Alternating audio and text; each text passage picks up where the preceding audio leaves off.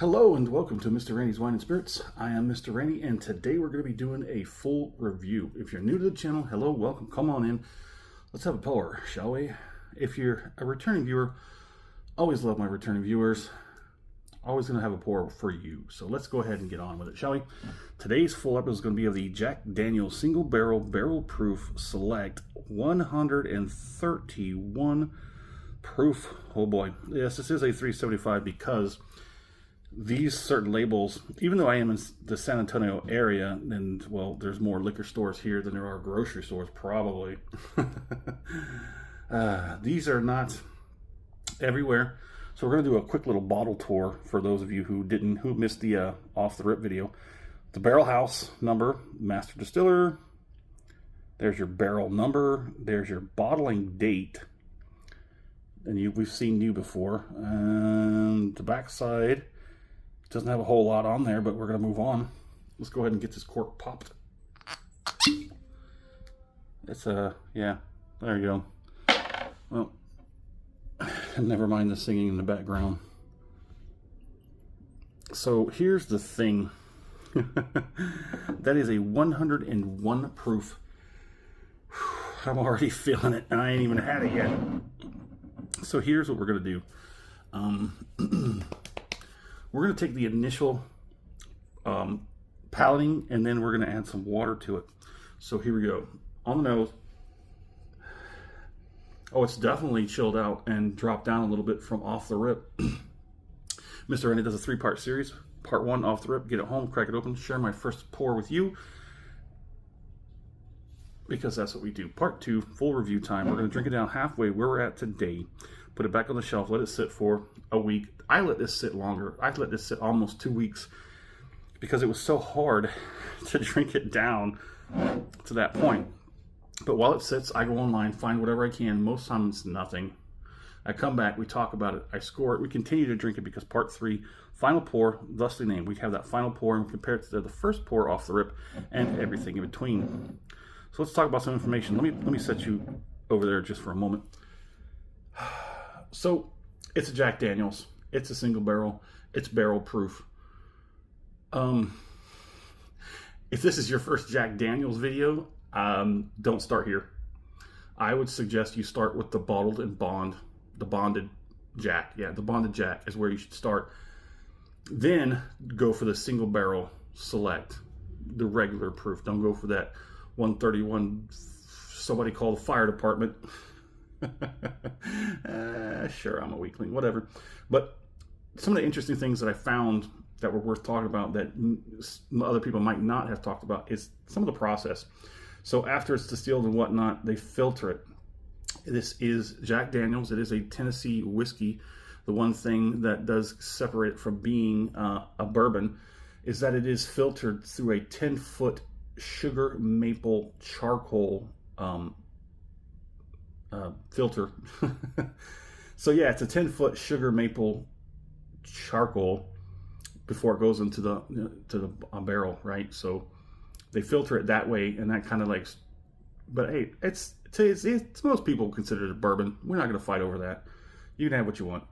So they do say that they age it for 5 to 7 years in the upper part of the rick house, which gets the most extreme temperature sways from cold to hot and back and forth.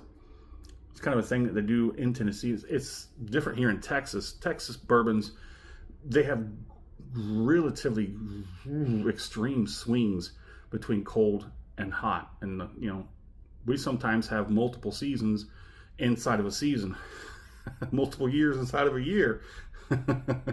So it ages and it swings back and forth a lot faster. So that's about Texas whiskey. But Mr. Randy paid $30.61 out the door for this 131 proofer. It does have a nice, easier on the nose from off the rip.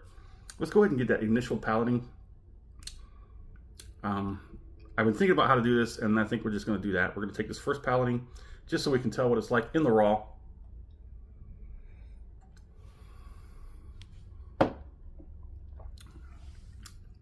Yeah, good Lord, that dried everything out so fast. I'm trying to work it back out, relax all the taste buds. from answers.com. Alexa, cancel. I don't know why she does that. Anywho, we're going to break out Mr. Randy's handy dandy whiskey color scale, and off camera we're going to try and see where we can put this creek water. You know, I think I'm going to go and edit this, and I'm going to put somewhere in here, I'm going to put like just creek water. It'll probably be more down here, you know what I'm saying? Somewhere, I'll probably just take one of these out and slide it over and put creek water in there. This is a beautiful color. It does almost come into the deep tawny mahogany. See that? That's relatively closer. Yeah, it's the mahogany or deep tawny. So now, good Lord, it scorched the back of my throat just like it did the last several pours. So I got some water here. We got the half teaspoon. We're just gonna, I'm gonna put a whole teaspoon in there. And we're gonna let that swirl for a minute. There's nothing left to talk about because I mean, this is up the ladder for Jack Daniels. So I guess while we swirl this, we do what? Well, if you like the video, go ahead and hit that thumbs up button. Do me a favor, hit that thumbs up button. Do yourself a favor, subscribe to the channel. That way, the algorithm, you can just, you know, give that algorithm the other, you know, get my videos as soon as I release them. All right, maybe I'll just agitate a little bit, a little more roughly.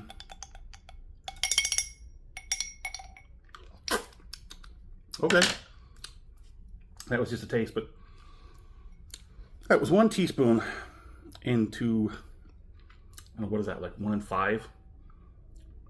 I'd say that's like a 1 in 5 split dilution. Yeah, a 1 in 5 roughly ish. It's not science, but it's an art. Let's go ahead. The nosing is a little smoother. It's got more caramel, and there's even a little bit of banana. How about that? Banana, maple, brown sugar. I don't get any chocolate. I don't get any chocolate. Maybe it's on the palate. Let's go ahead and try it on the palate.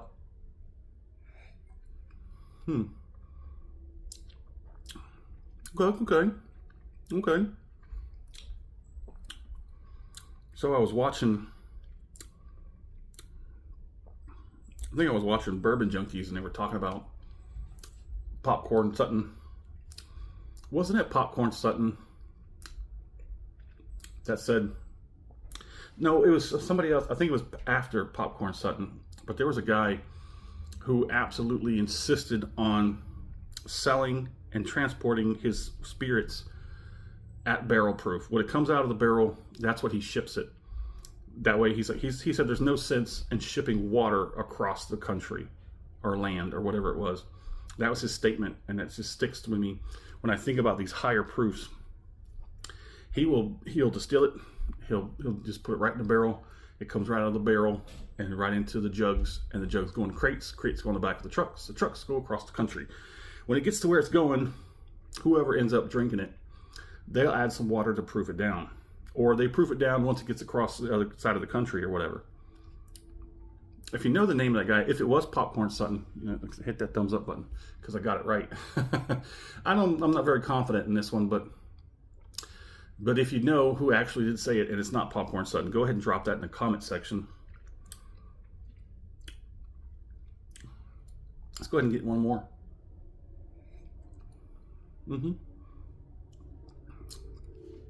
It's still kind of strong, but it's not super harsh. I do get some dryness. It does flash across the palate, but we are seeing a more relaxed palating.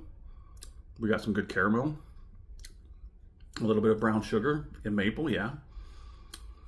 The banana is kind of like, it's playing hide and seek. Bananas love playing hide and seek.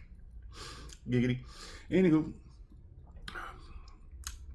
now this is kind of an unorthodox method that I usually get away from only every once in a while because it's hard to do the proper procedures with something that hurts. That off the rip video hurt. It scorched my throat, and I didn't drink anything for a couple of days, which put me behind. I did a couple of brew reviews. I will admit that. I did a couple of brew reviews during that period, but dang it, that Jack Daniels off the rip, it scorched my throat, and it made everything impossible to try and drink. But yeah, so let's go ahead and do the finish, even though it's not technically a true authentic one, but we're gonna let it ride. Let's let it ride.